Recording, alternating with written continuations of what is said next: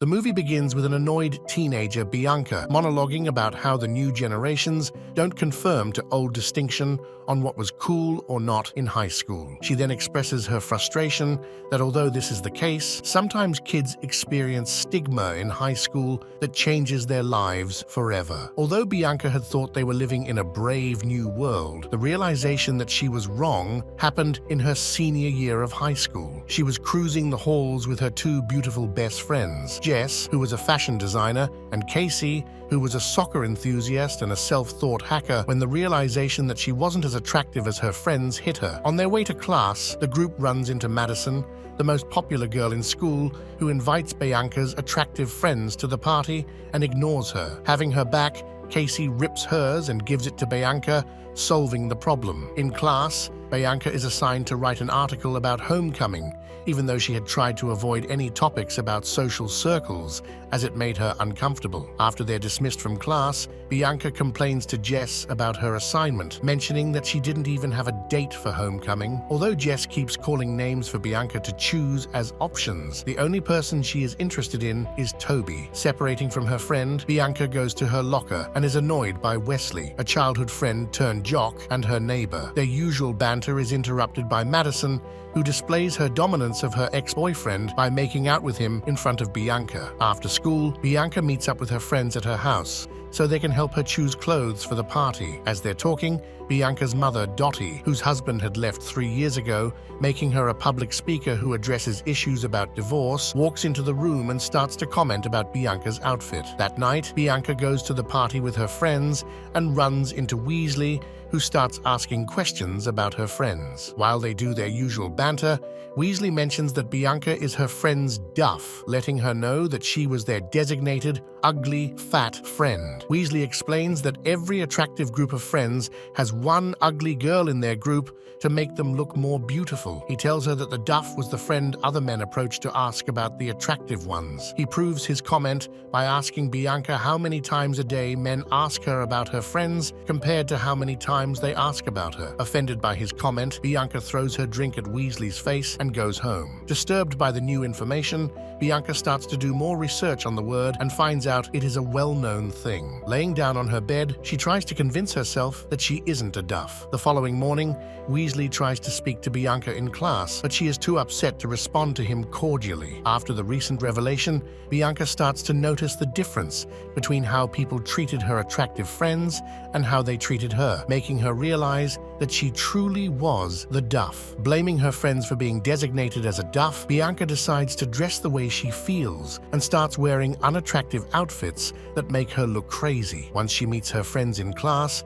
Bianca takes them aside and tells them everything Wesley has said and blames them for lying to her all their lives. She then angrily removes their friendship status from social media, unfollowing them on everything. Bianca continues to be bothered by her new revelation, making her desperate enough to ask Wesley for help, offering to help him with his studies. After contemplating the offer for a while, Wesley agrees with the deal and then tells her to meet him at the mall on Saturday for some shopping. When the weekend finally arrives, Wesley and Bianca meet up to find clothes that would help Bianca look more attractive. After being convinced to have fun by Wesley, Bianca starts acting more like herself, unaware that Madison's friend was filming her after seeing them together. After having fun trying on different clothes, Wesley tries to coach Bianca on how to talk to boys by having her speak to strangers in the cafe. After several failed attempts, she gets approached by a 21-year-old boy who seems genuinely interested in her, and she can get her number. Although Wesley and Bianca had spent a great day together, their fun is cut short when they run into Madison,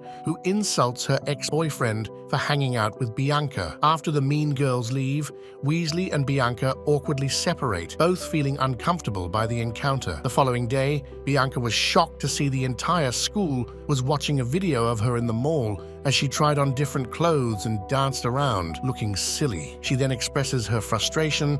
In the video, she is seen kissing and jokingly making out with a mannequin, as she calls it Toby, making her seem like a stalker. In a few hours, the footage goes viral, and everyone in the school begins to make fun of Bianca. Embarrassed by what happened, Bianca runs to the bathroom and begins to cry. Feeling sorry for their friend, Casey takes down the site Madison had used to post the video. After the recent cyberbullying incident, the principal of the school decides to confiscate all the students' cell phones until the end of school each day, until he finds who posted the video, making Bianca even more hated at school. Angry at what happened to her, Bianca goes to confront Wesley, thinking he was the one who uploaded her embarrassing video. Wesley is embarrassed to be seen talking to her in front of his friends and opts to make fun of her. Angry, she throws his plate at him before walking away. After school, Wesley comes over to her house to apologize and confesses that he wasn't responsible for the video being leaked. He tells her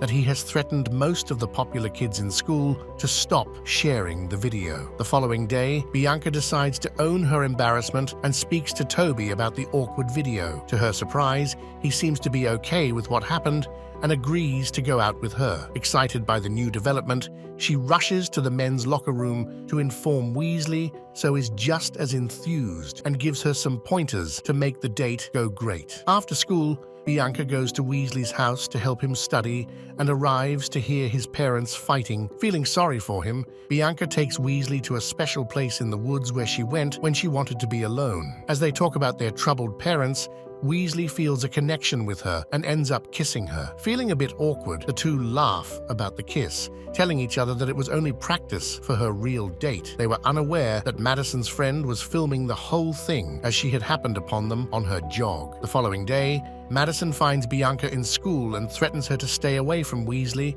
telling her that they are getting back together. Putting her anxiety aside, Bianca goes home to get dressed up for her date with Toby. Wearing the pretty dress Wesley had gotten her, she heads out and stumbles upon her neighbor studying on his porch. Wesley excitedly showed her his science grade, happy that he had passed with a B and would continue to play football. He then comments on her appearance, telling her that she looked beautiful. Thanking him for everything he had done for her, Bianca heads to her car while Wesley watches her sadly, wanting her to stay with him. Bianca arrives at Toby's house a little while later and is invited inside the empty house. Although she suggests a restaurant they could go to, Toby explains that he had made her dinner and that they would be eating inside tonight. While Toby goes to the kitchen to get the food, Bianca tries to remember everything Wesley had taught her and attempts to awkwardly transform the ambience of the place, failing miserably. Once they're seated at the dining table, Bianca is impressed by the quality of the food Toby has made and compliments him on it. While they're eating, Bianca can't help but think about Wesley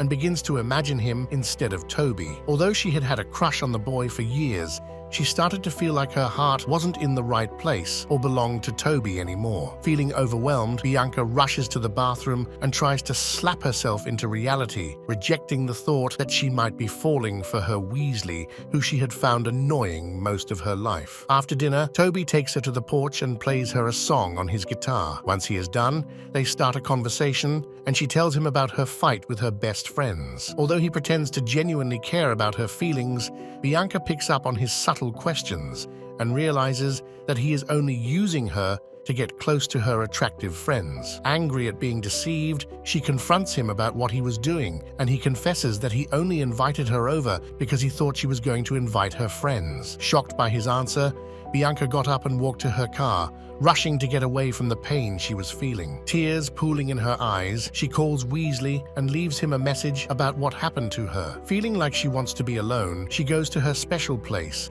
and is surprised to see Wesley there with Madison. Her heart is shattered by the sight, and she decides to simply return home with her shame. A few hours later, Wesley knocks at Bianca's door and informs her that he got her message, feeling sorry for what happened to her. After she confronts him about taking Madison to her special place, she tells him that they aren't really friends and that their experiment is over. The two return to their rooms and lay on their bed, both lost in throat and feeling heartbroken. In the following days, Bianca dedicates her weekend to finishing her assigned article about homecoming and submits her paper. She then calls her friends over and tries to make amends by apologizing for the way she was acting. After she explains her recent outbursts and the series of unfortunate events, Jess and Casey tell her that they had never seen her as their ugly friend, informing her that they too had insecurities. Jess and Casey offer to ditch homecoming and stay in with their friends for a girls' night, but Bianca urges them to go, telling them that she needs a little bit more time to heal from the painful few days. Dottie, who had been listening in by the door, barges in and chastises surprises her daughter about missing the dance. She gives her great advice that resonates with Bianca by telling her to simply accept herself and to stop worrying about what everyone thinks. Agreeing with her mum, Bianca changes her mind and has Jess design a dress for her. Once the dress is ready for the night, Dottie, who admires Jess's design as some of her best work. The trio then headed out to the school where the homecoming dance was set up. When they arrive, people are surprised to see how beautifully Bianca has dressed up and are unable to take their eyes off her. When they make their entrance into the school gymnasium, which had been decorated and flashing with purple lights, Wesley catches sight of Bianca and is left with his mouth open. The two share a longing look and she walks over to him in hopes of diffusing the fight they had the night before. After she breaks the ice with a simple joke, Wesley compliments her looks, telling her that she looks beautiful. Gathering up all her courage, she tells Wesley that she likes him for than just a friend, but he sadly explains that he just got back together with Madison. Understanding his choice, she tries to tell him that it is okay, but she is rudely interrupted by Madison, who threatens to leak another video because she wasn't leaving her boyfriend alone. Bianca defends herself by telling the bully that she is happy with herself and defends Wesley by saying he is smarter than what most people give him credit for. A few minutes later, the principal announced that it was time to choose the homecoming king and queen. Unsurprisingly, Madison is chosen as queen, but when the time comes for Wesley to take the stage, he changes his mind and rushes over to Bianca. The two kiss in front of the whole school, leaving Madison in absolute shock. Bianca and Wesley leave the school to dance for some quality time. Days later, Bianca's article, Tales of a High School Duff, is released on the front page of the school paper and turns out to be a great hit. Both Bianca and Wesley get accepted into university and are going to remain a couple as they start their new lives. At the end of the movie, Bianca and Wesley are seen driving off in their car as Bianca's voice is heard in the background explaining how the whole story was about self-love and acceptance. And with that, the movie ends.